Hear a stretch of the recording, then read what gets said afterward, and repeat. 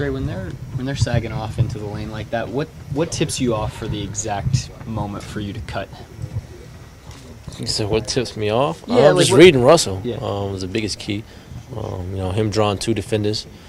No matter who's in the game, they're going to try to clog up the paint as much as possible. So we all got to do a great job of recognize that, knowing when to cut, knowing when to stay space, and it's really up to him. What he wants to do. You could just always read him. So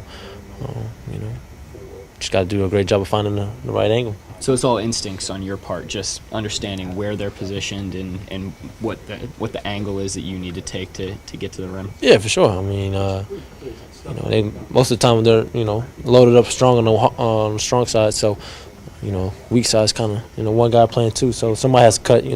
They take the cut. We got 3 guys wide open. So it's just taking what the game gives you. What more than anything makes James Harden so difficult to defend without fouling? Riding over the screens. Keeping your hands out of there. I mean, that's the biggest part. If we can do that, I feel like we can do a great job of, keeping them out of the paint and,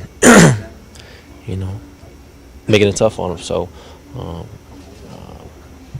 right now, I think that's one of the hardest things, and I feel like, it's tough to guard, but, I'm going to just hold back. You're smiling. I'm going to just hold back. I'm going to hold back. You're trying to keep your fine money in your back pocket? I'm going to hold back. Okay. I just feel like that rule needs to change, to be honest. I don't think it should be a shooting foul. Same thing as, the rip-throughs back in the day. They changed that to on the floor. So, I don't know. I think it's something the league should look at. It's not a criticism of the You won't get That's fined. just the Oh, rule. yeah, you never know. You never know nowadays. So. You won't get fined. I like my money. Ramona Pick up says your so. fine like they did Fisdale?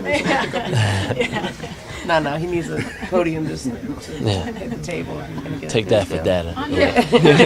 You guys were so good for 3-ish quarters yesterday. What changed? What was different? Was it the Rockets? Was it you guys? Was it offense? Was it defense? What went south on you guys? I think it was just on us, to be honest. Like it always has been. Us playing together, getting back in transition, not fouling, offensive rebound, getting the 50-50 balls. It's all the things we can control. Even though they made a little run at the end of the third, we were still up 3, and we were still in a great position on the road where we want to be.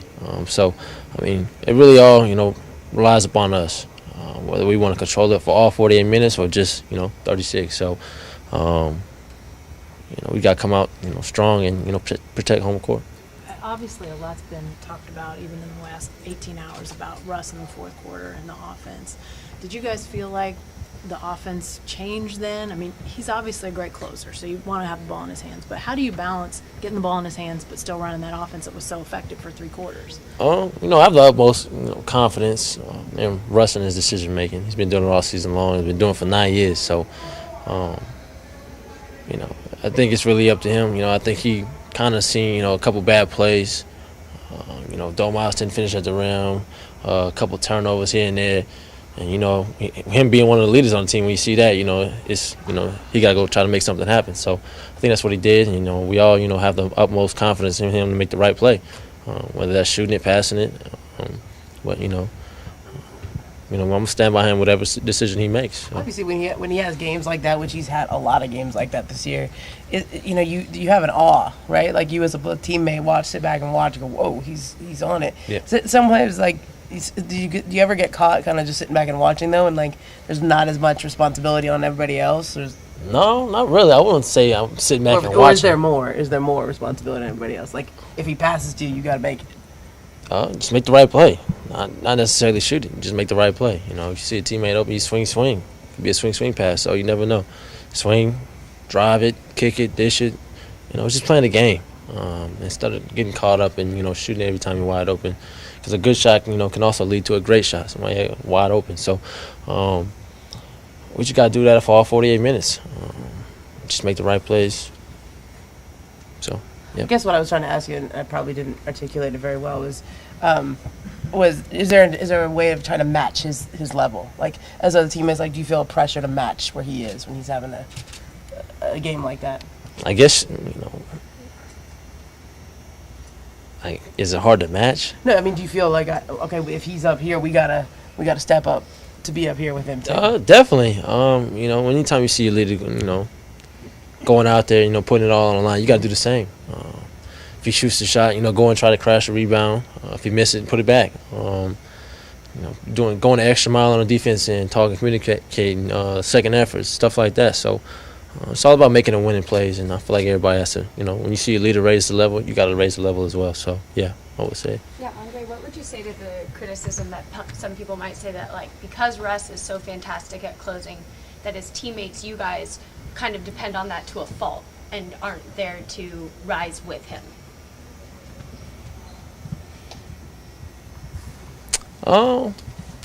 It's just tough. Like I said, we're gonna back Russ up no matter what. I don't see any criticizing when he does, make all the shots and he takes them in the fourth quarter. So I'm gonna back him up when he does miss it. So I don't have anything to say bad about him. I'm gonna keep telling him to keep shooting it. That's what he does, and keep leading us. So he's got my back 100%. I got his. So that's that. When you go up against James, you have a number in your mind that you want him to not exceed. Like, he got a lot of free throws last night. Yeah. Game before. Which I know you know. And obviously you don't want him to score, but is there a way you want him to get his points? Would you rather, you want to keep him off the line, obviously? But yeah, keep him off the line, obviously. It's obviously number one. Just make everything tough, to be honest. Challenge everything. Make him feel us. Shots he do make, as long as it's contested, I'm fine with it. If that's the way he's going to beat us, that's the way he has to beat us. Everybody has to do their job. Me in particular, is James. We all got to be locked in on him. Pick and roll, switching. He's manipulating a little bit to where he gets certain guys matched up on him, and then it goes from there. So I feel like I do a better job of trying to stay on him a little bit more, stay connected, and staying physical and aggressive with him. So There aren't a ton of certainties in sports, but teams usually don't come back from 3-0 deficits. How important is winning tomorrow night? tomorrow is definitely very important for us. Also protect the home court. We don't like losing at home, especially in front of our fans in the playoffs. So tomorrow is definitely a big game to win and try to turn the series around. It seemed like the Houston fans definitely aided that momentum last night with the threes, and they just kind of got in it. I mean, that sort of thing doesn't happen when you guys are at home. For them, it happens for you. Does that change things? Home court can't win you a game, but it can't hurt, right? Yeah, it can't hurt. I mean, nothing's guaranteed. Nothing's guaranteed. Even though they aided that, we still had a chance to, go out there and win the game. I feel like tomorrow we got to, go out there, play the, first 24 minutes like we did yesterday, and play it all 40 minutes tomorrow. So, you got to come out ready to go to war. This everything, win or go home tomorrow. So we don't want to go on, game 4, 3-0. So, we know we still have a shot to win this. They did what they needed to do, protect home court. We got to do what we need to do and protect ours. So, just got to go out there, fight, and give it our all. During the regular season, you're playing pretty consistent types of pick and roll coverages, that kind of stuff, even play to play, night to night, whatever it is. You guys are mostly playing the same stuff. Postseason so far, you guys have changed stuff up from 1 to 2, changed them up from like first half to second half. What kind of mentality do you have to take on? Do you have to take on a different one when you're switching it up that much? When the first 82 you were pretty consistent? No, not really. You just got to be locked in. Locked in on whatever you do. Playoffs is different. It's a different season of its own, to be honest. It's a series of adjustments. That was what I call it. Because you're always changing something. You're always trying to, get certain things. Because, scouting report's pretty intense, and everybody knows pretty much what everybody's moves are and plays and counters to that. So, it's a game of adjustments. You adjust, we adjust. We adjust, you adjust. So, it's all about who's going to win that battle. Imagine it's a lot easier to go out there and just kind of go through your routine just because muscle memory, you've had it for a while. What's the most important part of being able to stay within those coverages and making sure everybody goes to the right spot when you're playing something you haven't played as much? Can you do that one again? I was not listening. I was trying to hold my cough in. Can you say that again? Yeah, I imagine when you're in the regular season, like muscle memory makes it a lot easier because you played this pick and roll coverage a million times. And now you're trying some stuff you haven't done as much. Yeah.